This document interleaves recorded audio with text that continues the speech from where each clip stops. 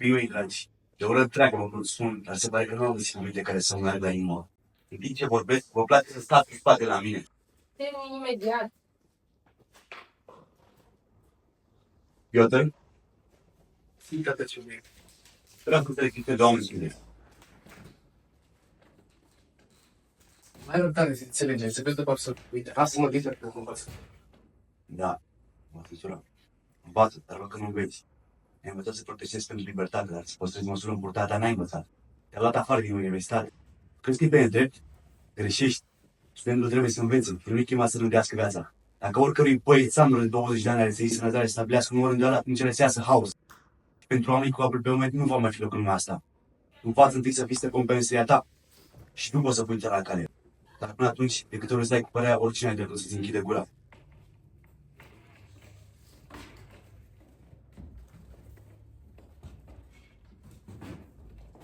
Nu-ți vorbesc pe urmă. Și din suflet, mi-ești fiu, sânge din sângele meu. Uite, mâine nu-i spun, deși m-am trudit mult până am crescut. L-am înfiat, l-am pregătit. Deși e sânge străin. O să ajungă din merg. Tată, hai, nu fi vremea să prinzi? Hai, hai să... Dispar. Dispar. Nu te băga unde nu se pe oală.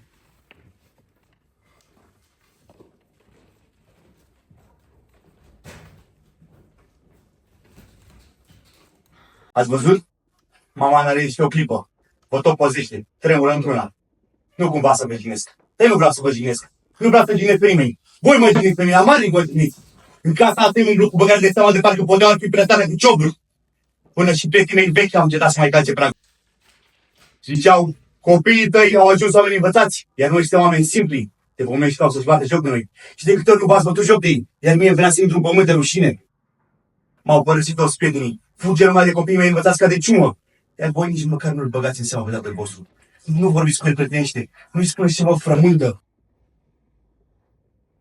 Eu însă vă iubesc. Înțelegeți voi oare ce înseamnă să iubești? Ia, pe fiecare dată afară. Pe mine asta mă doare. Dacă chiar a rămas fată bătrână și se usucă, pe mine asta mă roade. Ba chiar îmi crapă obrazul de rușine.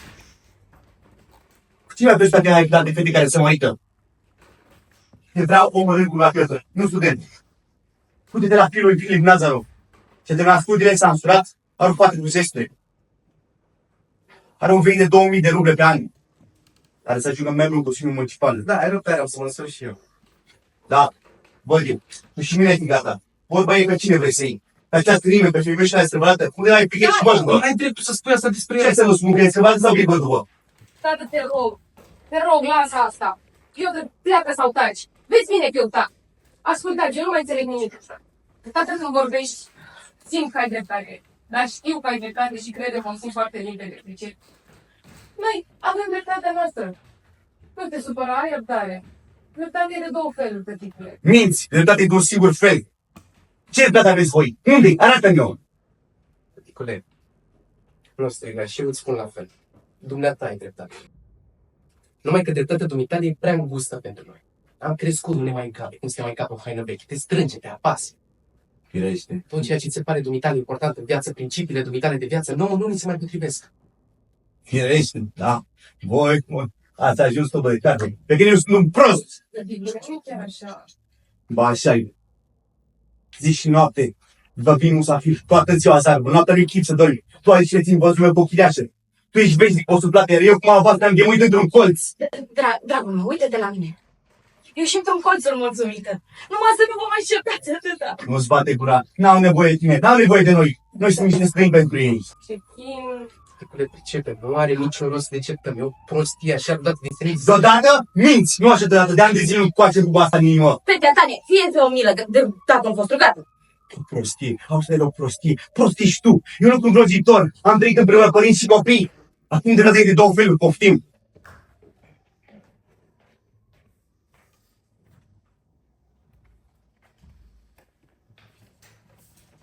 Te-am rugat eu să faci toate astea. Pleacă. Tăticule, liniștește-te. Hai, te rog. N-aveți inimă, ne-ați înghesuit. Ce-ați făcut voi? Ce-ați făcut? Ne-am trăit, am muncit, am clădit case pentru voi. Am păcătuit, poate prea multe am păcătuit de dragul vostru. Dar tăticule, ți-am mai zis toată, te-am rugat eu să faci toate astea pentru Da, noi. te rog frumos.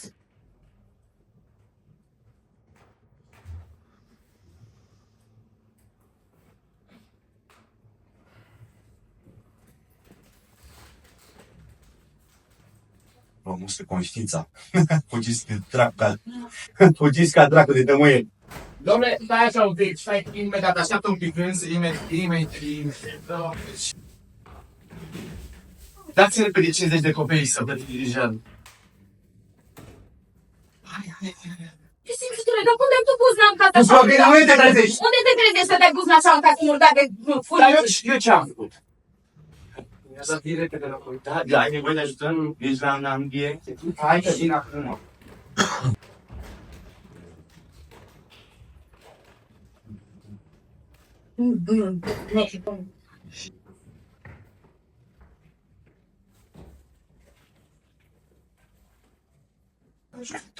Hei, poftim, priviți-i, uitați-i cum și spate joc pe voi. Da. Atunci ce crede ceva de la Dumnezeu, n-are niciun respect pe lumea asta.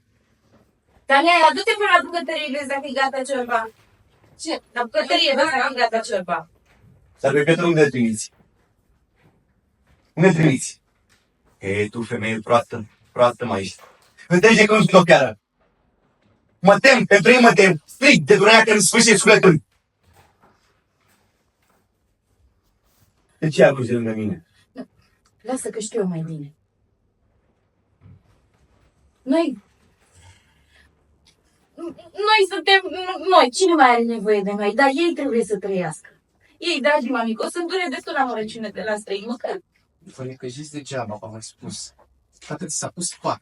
Mă tem! Ce vrem cum bine trăim, pentru tine mă tem!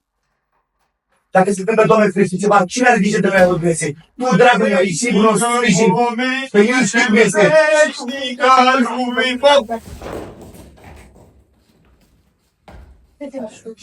Dați pe un pas la final ce este ce stai. Eu nu-i iubesc, trece că te Ai răbdare, tată. Ai jos, ai răbdare, mai așteaptă câteva zile. Am să înaintez o cerere la primărie pentru un pod. Liniștește-te. Înaintează. Serios? Înaintează. Gata, înaintează. Ești, Piotr, când vorbești așa chizuit, parcă nu crede în tine. Cred că ai să duci o viață componită, cum am dus și eu. Numai că uneori... Gata, am zis. Gândește-te și tu de câte ori se petrec la mea asemenea scene. Hei, uite, și Tania ar trebui să se lase de învățătură. Cu ce să ai zis? Mai cu oboseală. Bine ar fi să se odihnească. Foarte bine. Ia.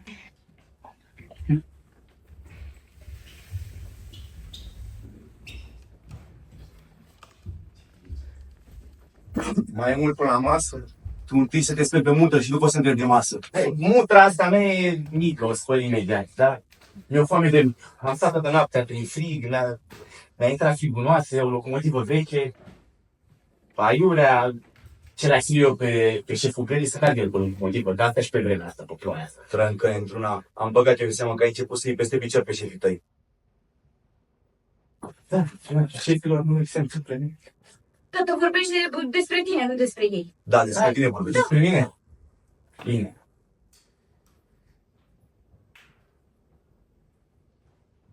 Bagă de seamă și ascultă la mine. Ascult.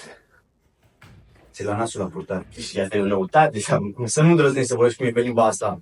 Eu am o singură limbă, da? Deci, zi-te de la cine scos o limba? Vorbesc La cu cine toată lumea, da? Hai, Hai, răbdare. aduci o mai. Ascultă. Zi-te. Vreau să stau de vorbă cu tine. Hai, mai bine vorbim pe masă. Zău, mi-e foame, fii și tu bun și amână. Vorbim după. Vorbim acum. Despre ce ai vrea să vorbim? O să vrei să mă cert, eu nu vreau să mă cert cu dumneata, fii bun și amână. Și de fapt, zici ceva, mai bine zi pe șleau că nu mă suporți. Și eu o să mă duc și o să-mi caut. Na, să... Mă mult. Dragoste. Dar mai bine cu dracu de pe tine.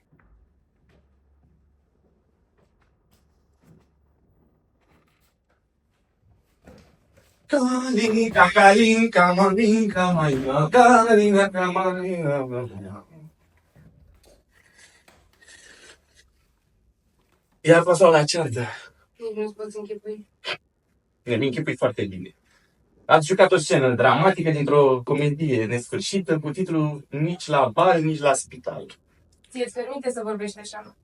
Tu știi să rămâi deoparte. Nu, eu știu să mă lepă de tot rahatul ăsta. Și în curând o să mă lepă de tot. Ia atent, dar nu. Hai să-i văd asta cu lumea. Mă transfer la depou ca mecanic monteur. Mă tot tărăsc cu merg în trenul de Mars, mă tărăsc cu fochist, uite la mine cum arăt. Așa dacă aș merge cu acceleratul, să-i tot spintești văzducul, să-i dai cu istibune. Da, mi-mi place viața, îmi place să fiu printre oameni, nu să mă plictisesc atâta. Totuși pe noi ne ocolești. Da, nu mi-am nume de rău, dar cum să nu vă obolesc? Ți-am zis, mie îmi place viața, munca, gălăgia. Voi simțiți că trăiți? Vă târâți așa pe marginea vieții și... Na, doar vă plângeți, vă... Nici tu nu știu ce. Nu!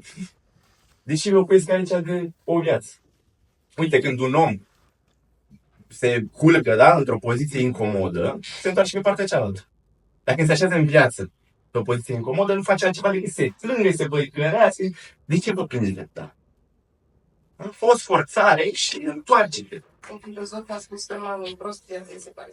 Da, filozofii se percepe la prostie. Eu nu mă consider un om deștept. Tot ce știu e că să trăiesc cu voi aici e îngrozitor de plicticos.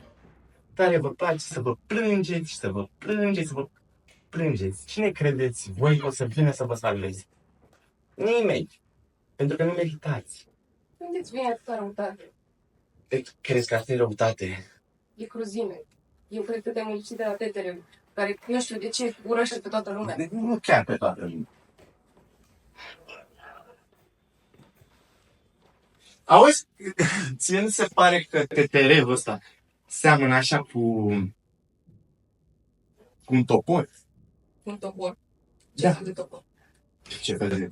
Un topor de metal cu coadă de net.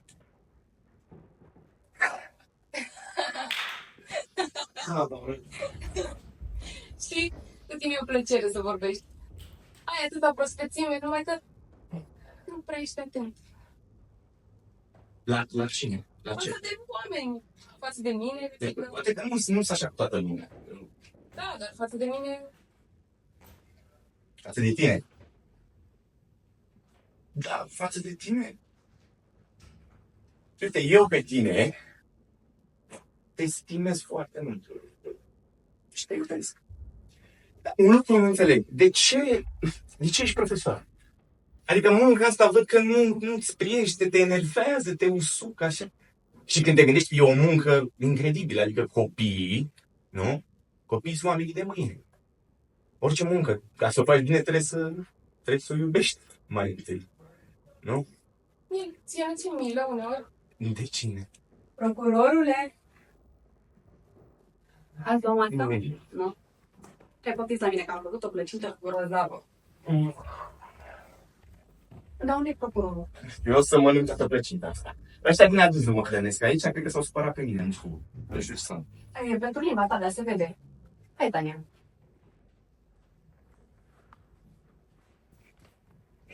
Mergeți, mă duc, nu mai zis cu mamei.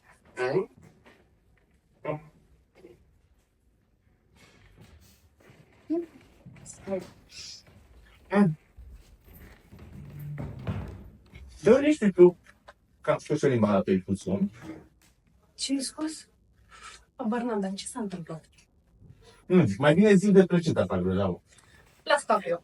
Cât despre plăcintă, am învățat foarte la un deținut condamnat pentru omor. Soțul meu, fie țărână ușoară, i-a permis să mă ajute la bucătărie. Era de prăpădiște, plăcând. Săracul. Soțul dumitare? Stimate domn, soțul meu era în un pot. Era chiar atât de scund. Nu, tăcere. Și uite, așa niște mustăți avea lungi de o palmă în fiecare. E prima oară când aud că omul poate te lăuda cu panică. Din păcate, că în afară de mustăți n-avea alte merite. Asta e trist. Mai bine zi de plăcinta asta. Deținut era bucătar și și-a ucis nevasta. Dar totuși mie ăsta îmi plăcea foarte mult, că nevasta și-a ucis-o doar așa. Întreagă, da, întreagă. Nu mă de că mai vorbesc cu dumneata. Nel? Ia zi. E bine? Procurorule, pe la mine, pe la plăcintă. Păi vine ce mai are plăcere.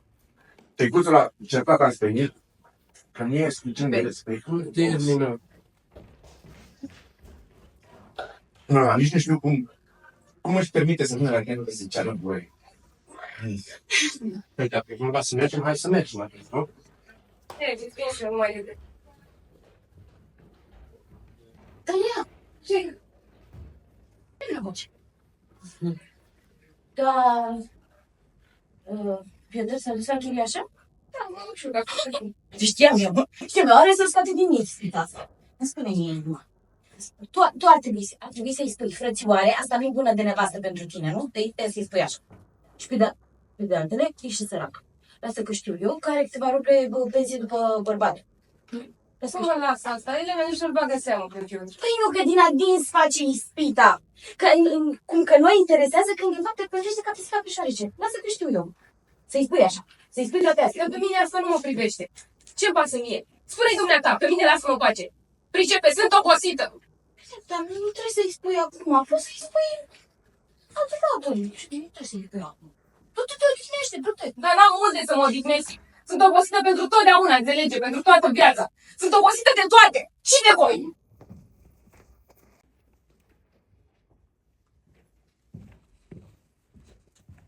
Iar e ceartă? Nu așa. Cum așa? A fost o gazică cu tine? Nu, doamne, dar ce-ți veni? Am chemat la masă. Minți, uite din ochii mei. Câte minciuni spui tu, dragilor. Vezi că nu poți? Da. Văd trăia străinat de noi. Hai să când ziua de azi nici oamenii... Niciodată nu trebuie să dai copilor tăi mai multă învățătură decât ai tu însuți. Cel mai rău mă doare că nu văd să aibă un caracter al lor. Un pic de tărie. Fiecare om trebuie să aibă o trăsătură a lui. Uite-l pe el. E obraznic. E un tâlhar. El are un caracter al lui. E primejdios, dar poți să nu înțelegi. Of. Iată, mie în tinerețe îmi plăcea să cânt la biserică. Și îmi plăcea să culegi pe din pădure. Dar ce place să-i cântă? Ce place să-i cântă? S-a dus la chirie. Poftim? Lasă-mi. Sfinte Dumnezeule, Sfinte tare, Sfinte, fără de moarte, miluiește-ne pre noi. Părinte Isafovici, iar ți-ai dat dezlegare? Ieri după slujbă, preoțelul ne-a prea cinstit. Din ce pricină? Fără nicio pricină. Terente Isafovici, ai fi om deștept, dar te omoară vodka. Stimate mic burghez, pe mine nu vodka mă omoară, ci excesul de putere. Exces de putere nu există. Te înșel, uite. Acum e nevoie de putere, acum e nevoie să fii delicat cu șarpele.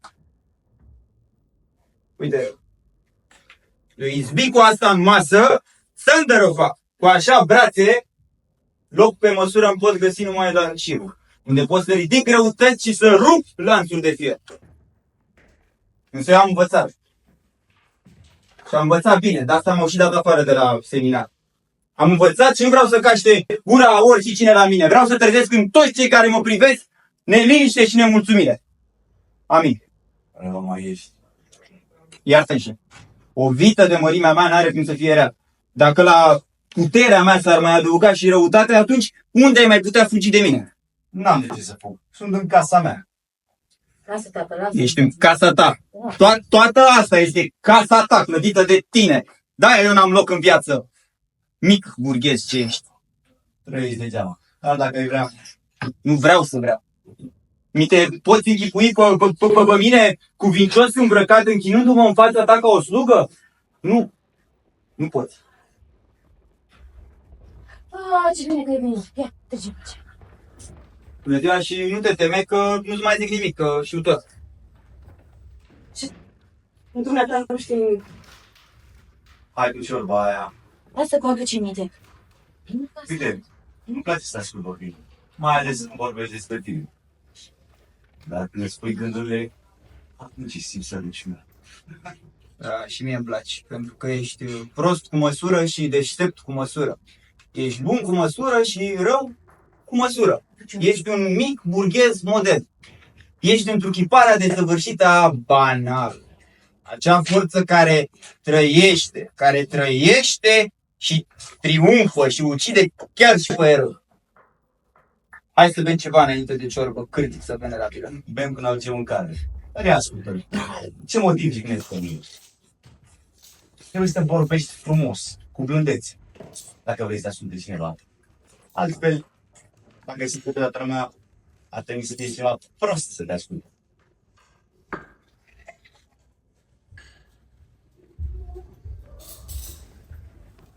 Olia a venit? A venit... Dar ce treabă ai cu ea? Ia te da de dezlegare. Prea de să nu se vei. Mai bine bei vodcă decât sângele. Ziua de astăzi, sângele oamenilor este stricat, toxic și seară. Sângele gustos și sănătos nu prea mai este, că l-au pe tot.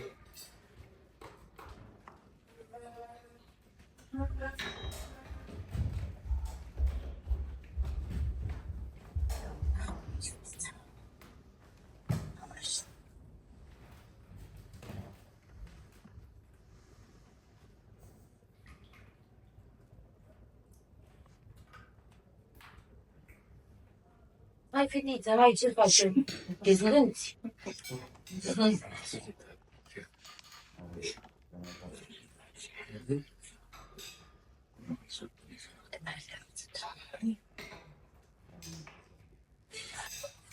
Ion Târtania, haideți la masă!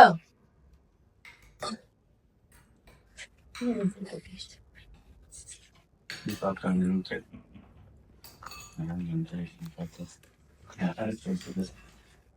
De față cu toată lumea. Ei, dar de cine e de rușine? De cine e rușine? Eu și Polia? Ce cu voi? Nu înțeleg. Eu înțeleg. Ce se întâmplă? Ce-i pe la ea? Nimica. Nu, e secret. E o taină. Aia, nu. Apoi, dacă e secret, n-aveți decât să vorbiți undeva, într-un colț, în altă cameră. Nu de față cu toată lumea. Asta e bătaie de joc, să o știi de la mine. Asta binecuvântați, doamna, această masă. Amin, în mai Tatăl și al Fiului și al Sfântului.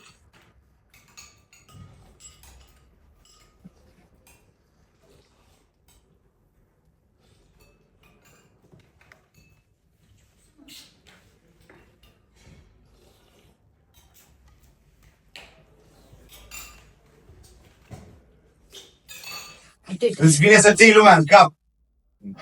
Și fac semne. Spun și nu spun. Cine știe ce complotează? Te întreb pe tine, Lin. Cine sunt eu pentru tine? Ce înseamnă asta? Ce înseamnă asta, Lin? Dumneata, ești tratat adoptiv. Hai, nu trebuie să te superi să faci haz, nu s-a întâmplat nimic. Zi, fetiță! Nil Vasilievici mi-a făcut... Ce ți-a făcut? Mi-a spus asta. Ce ți-a spus? M-a întrebat, da. Ce te-a întrebat? Da, nu mai intimidați atât. Am întrebat-o dacă vrea să te mărite cu mine. Și ea mi-a zis că o să-mi spună azi după masă. Asta e tot. În adevăr, foarte simplu, tată. Mâine, sfințitule, măcar să fi vorbit cu noi mai înainte. Așa se face acum. Foarte simplu. Nu puteai să vorbiști cu noi mai înainte? Dracu m-a tras de limbă. Lasă, mamă, lasă. Mănâncă și taci. Și eu am să tac. Iar eu am să vorbesc. Deși am să tac și eu deocamdată. Mai bine să tăcem cu toții. Uite, Nel, nu mulțumesc prea frumos pentru pâinea pe care o mănânci în casa asta. Trăiești ascuns. Pentru pâinea pe care o mănânc în casa asta, da? Am muncit 10 ani de zile și ți-am plătit mereu, da? Și o să-ți plătesc în continuare. Dar n-am cum să mă supun voinței voastre. Ai vrut să mă însor cu toanta de la fiera? Doar pentru care 10.000 de ruble de străini? Cine voia ne dea? Pe Polia, nu să o iubesc și o iubesc întotdeauna. Și nu m-am ascuns, n-am trăit ascuns. Am trăit mereu deschis. Da? Foarte bine, căsătoriți-vă. Căsătoriți-vă! Să mă văd. Sunt tare curios din ce o să trăiți. O să muncim. Eu mă transfer la depou, ea o să găsească și ea ceva de Și ori de zi singură. Da. O să dau ca până acum 30 de ruble pe lună. 30 de ruble și 50 de copeici. 30 de ruble și 50 de copeici, da. Da. Dacă n-ai încredere, nu știu, cere o garanție. Dar chiar burghezule, cere o garanție. Pe dumneata nu te rog nimeni să te De amesteci. ce? Dar cere o garanție. Nil, te urte acolo că mă oblig lunar să-i plătesc 31 de 30 de ruble și 50 de copeici. Aș putea avea de hârtie să facem un contract. Doar am de ce. Așa cred. De la 10 ani îl cresc, îl încalți, îl îmbrac. Acum are 27 de ani. Vrei să lași tu socotelele până după ce termine mâncat? Ține minte, Liv. De acum noi înainte suntem dușmani. Gândirea asta n-am susținut niciodată. Să o știi de la mine. Ce jignire? Cu ce te-am jignit? Gata, gata. Te așteptai să mă sori dumneata sau Să insulți omul care te-a hrănit, te-a șters la fund, așa fără să cer voie! Fără să te sfătuiești și tu, Sfânt Dorice, ții capul jos! Știi că fost la oamă! nu poți nimic. Ia gata. Ajunge, nu mai țipa. Da? În casa asta și eu sunt stăpân. Deci 10 ani de zile muncesc și dau ție tot ce câștig. Uite-te la mine, toate astea, tot ce vezi tu aici, da? Și eu am pus destulă trudă. Și stăpâna la care muncesc, nu la care e nimeni. Ce? Stăpân? Da. Tu? Da, eu. Tată, hai să plecăm de aici, lasă-mi. Lasă că Da. nu rămâne așa. Lasă. Hai să vezi tu. Hai să vezi tu. Ce vreau de tine? Firai tu al dracului să fie copil în fiat. Da, măi, stăpâne, o să vedem noi cine e stăpân. O să vedem.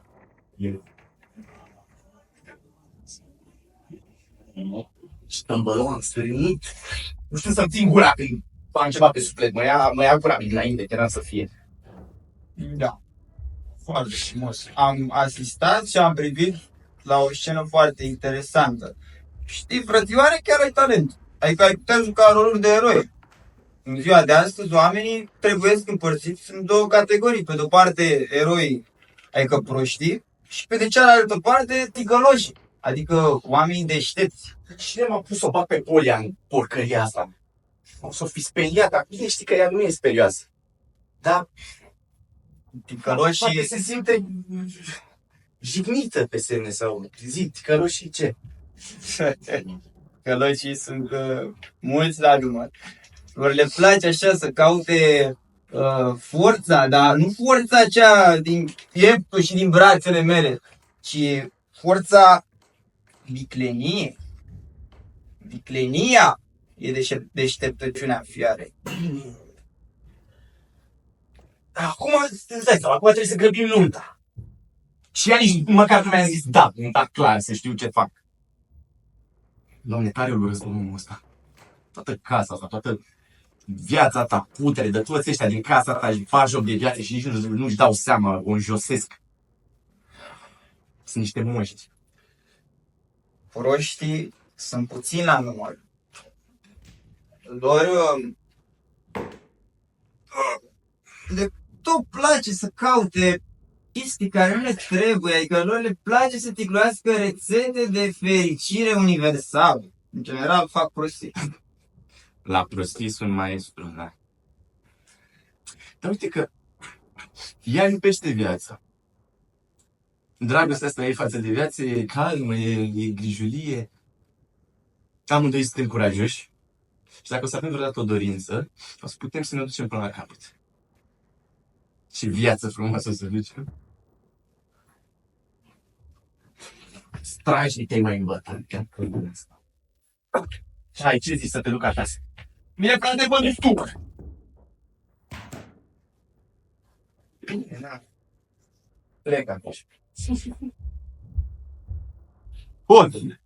Fără să-ți dai seama, mi-ai furat și ultima rădește și dracu să o ia.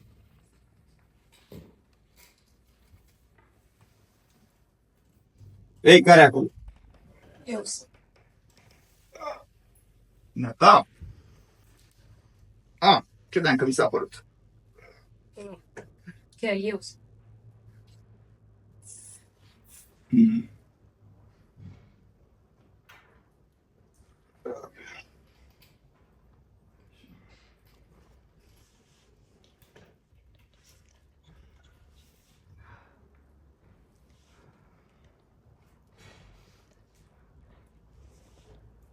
Și ce vrei?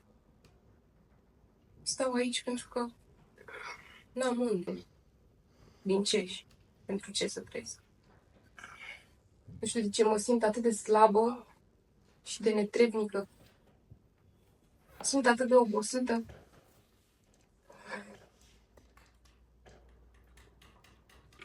Nu e sufletul pustiu. Fără să-mi dau seama, mi s-a lăsat un gol pe suflet. Ce ți spun toate astea? Nu pricep, sunt tare beat. Lumea nu vorbește cum vreau eu. Cum aș vrea. Știi, credeam că nici va aduce vorba. De mult aștept în tăcere. Între timp, viața asta, banalitatea din jur, viața asta strâmtă și meschină m-a strivit. Nu mai am putere să trăiesc. Până și disperarea mea e neputincioasă. Uite, m-am îngrozit. În clipa asta m-am îngrozit.